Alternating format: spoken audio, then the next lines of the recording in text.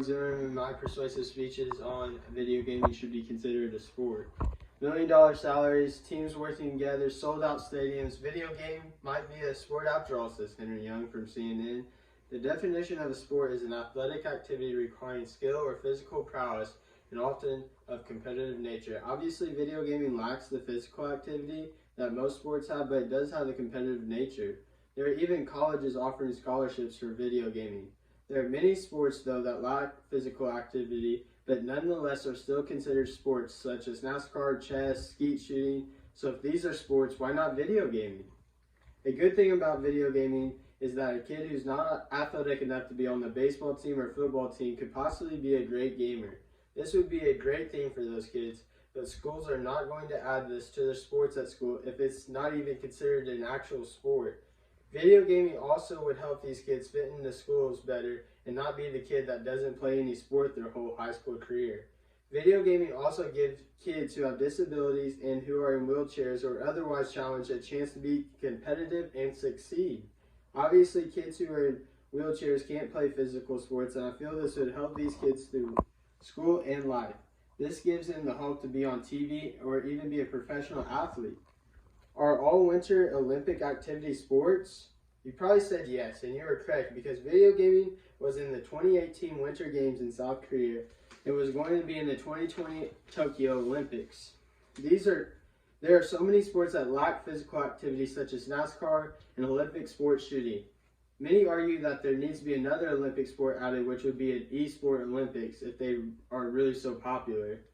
This is very highly controversial. Video gaming has so much strategy to it, and if you don't play as a team as many sports are, you will not win. Making an e-sport takes away the whole point of why people want it to be a sport. The whole point is that they want respect and recognition for their hard work and dedication. The e-sport label is very disrespectful to them and leaves them where they started, with zero respect from other athletes and just ordinary people. Video gaming is also becoming a college sport, says Gabriel Rosenberg. The Big Ten school Ohio State has started a team with 11 different schools in the league. Also, the University of Robert Morris is giving out scholarships for video gamers to play video games at their school. This gives kids another opportunity to help pay for schooling. These kids are usually the ones who aren't playing physical sports either. So if you can earn a scholarship for something, how isn't it a sport? Video gaming has so many sport-like features, it's crazy. They have teammates and coaches who coach them for their events. They also have commentators commentating the game, and most of them are previous pro gamers. They also have stat lines. One of the most popular video game stats are APMs, which stands for actions per minute. Some of the best gamers can reach 500 actions per minute, and that is incredible.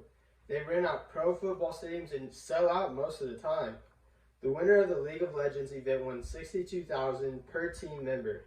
Video gaming competitively is really only supported by the younger generation in the world right now. With that being said, think about how the events will be in the future whenever you have both generations supporting it.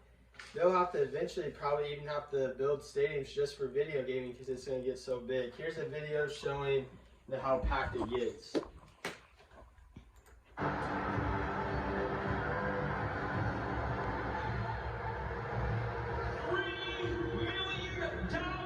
Richer, the biggest individual prize victory in competitive gaming history.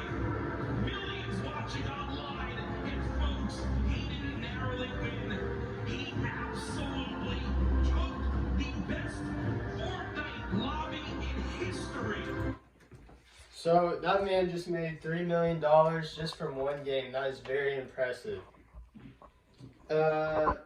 Also, pro gamers have crazy schedules just like other athletes, and every day they go to their coaches to review strategies and watch film on previous matches.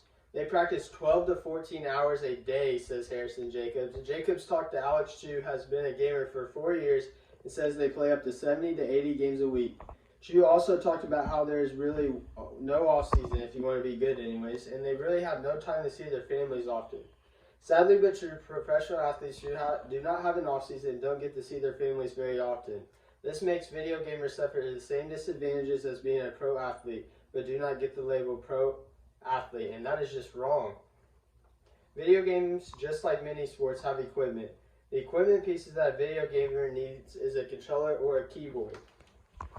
So for a pro gamer, they use these trigger here's, one's longer than the other, and this allows them to be able to aim better and more precise. They also have this thing called a trigger stopper, which allows them, whenever it's not on, it goes down all the way, which allows them not to shoot as quick, because with the trigger stopper, it only goes down halfway, which allows them to shoot quicker. And then they also have these paddles, which is basically like you pressing down the A button whenever you press this paddle here. So they want to be able to use the triggers while hitting A, so that's what the paddles do for them. The controller is basically like a baseball bat for baseball or pads for football. So, now that you've heard why video gaming needs to become a sport, there are people who bring out physical activity that video game lacks, and this brings to athletes that put in so much work. On the other hand, video gamers use their minds to master the games, which takes hours of practice. So who's to say which is more important, athleticism or brain power? The $1 million salaries, teams working together, sold out stadiums, hours on end of practice, scholarship opportunities, and gets more kids involved. Video gaming has all these traits, and many sports have, and why it shouldn't be considered a sport worldwide makes no sense to me. Thank you.